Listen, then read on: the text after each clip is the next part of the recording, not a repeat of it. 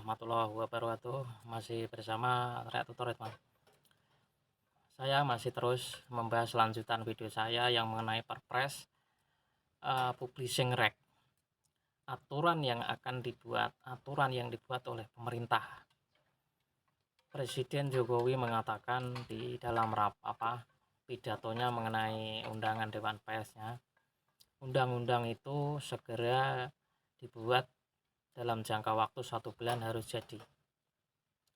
Tapi sekarang ya belum jadi, masih dalam bentuk draft yang beredar. Yang kita khawatirkan atau kita sebagai seorang konten kreator alias kita ini ya rakyat biasa yang bermaksud untuk mencari uang di YouTube dengan mengupload video sesuai karakter kita, sesuai hobi kita, sesuai skill. Di sini kalau kita merujuk ke Perpres, di draft itu kan disebutkan seakan-akan hanya orang-orang yang punya kualitas, hanya orang-orang yang punya uang yang boleh bicara di media sosial. Ya syukur-syukur kalau nanti direvisi hanya konten-konten yang menyinggung atau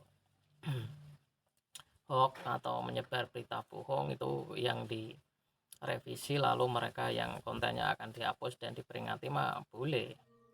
Tapi yang dimaksudkan kita ya, maksudnya kategori kita rakyat biasa yang ingin berjuang di channel YouTube ya, terutama Rek Tutor ini kan tutorial, ada vlogging, ada masak, yang lain-lain.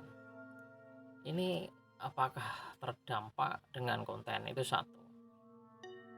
Jadi pertama, apakah konten kita ini nanti dimasalahkan?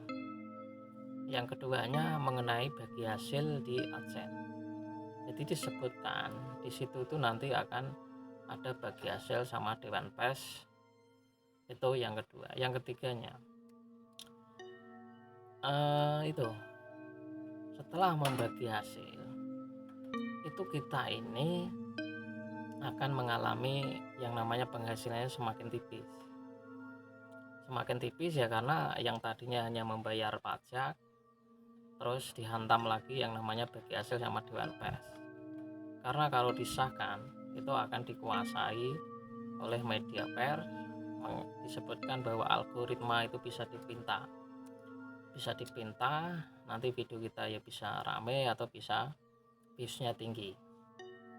Jadi lembaga itu nanti itu akan menguasai algoritma dan bisa diminta apakah bagaimana caranya, bagaimana prosesnya, itu mintanya bagaimana sampai menguasai seperti itu.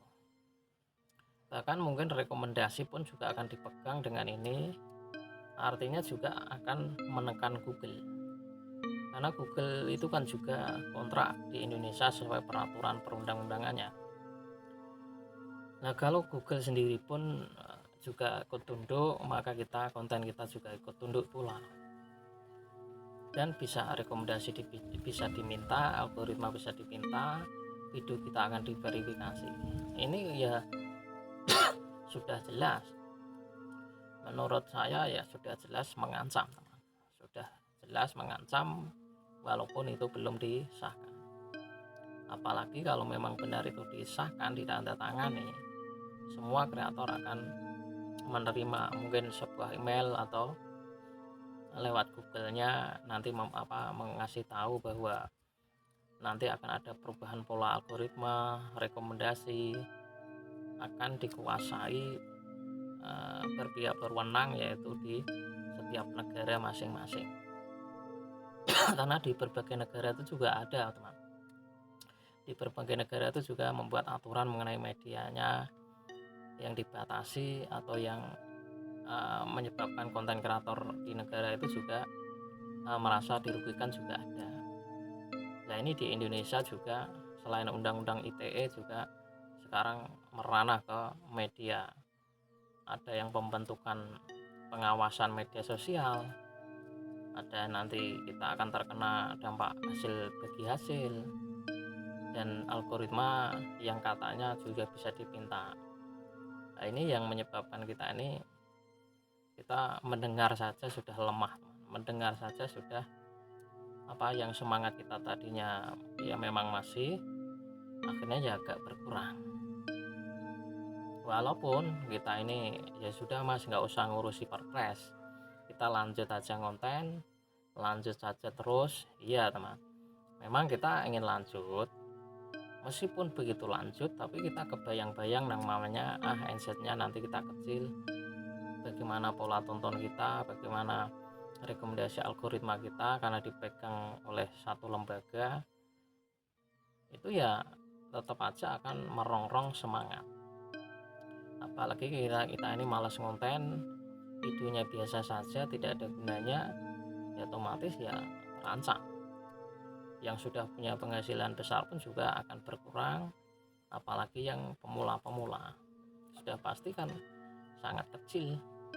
Artinya dituntut untuk lebih keras lagi membuat video ya berkualitas. Ya seperti itu, nantinya akan diverifikasi di bawah pengawasan media pers.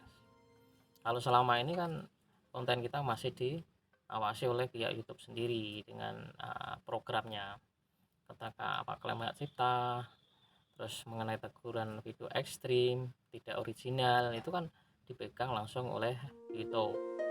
Nah, sekarang ini akan diusulkan akan dipegang oleh media pers yang akan diluncurkan di negara kita. Apalagi presiden juga menyuruh segera dibuat. Nah, ini kan artinya apa? Kita ini bukan melawan pemerintah, tapi kalau membuat aturan itu yang tidak membunuh para rakyat. Rakyat ini ya taunya apa sih? Ya kalau yang mau dihentikan itu adalah kreator-kreator yang menyebar hoax, mengadu domba masyarakat, mengajak keburukan. Nah itu yang kreator yang dihentikan oleh pemerintah. Tapi kalau konten kreator dengan rakyat kecil, hanya sebuah tutorial YouTube, hanya vlogging, hanya mukbang, hanya mancing dan sebagainya, kalau kena dampak ini artinya adalah undang-undang pembunuhan massal, pembunuh kreator pemula, kreator kecil yang tidak tahu apa-apa. Ya kalau mau membersihkan kreator itu ya kreator yang tadi menyebarkan berita-berita hoax, yang adu domba. Lah kita ini ngadu domba apa kan tidak? Masa menerangkan ilmu YouTube aja kok kena ini kan?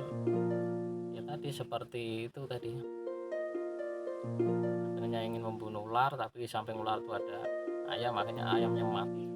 Oke, semoga itu saja, nanti kita bahas lagi video berikutnya. Wassalamualaikum warahmatullahi wabarakatuh.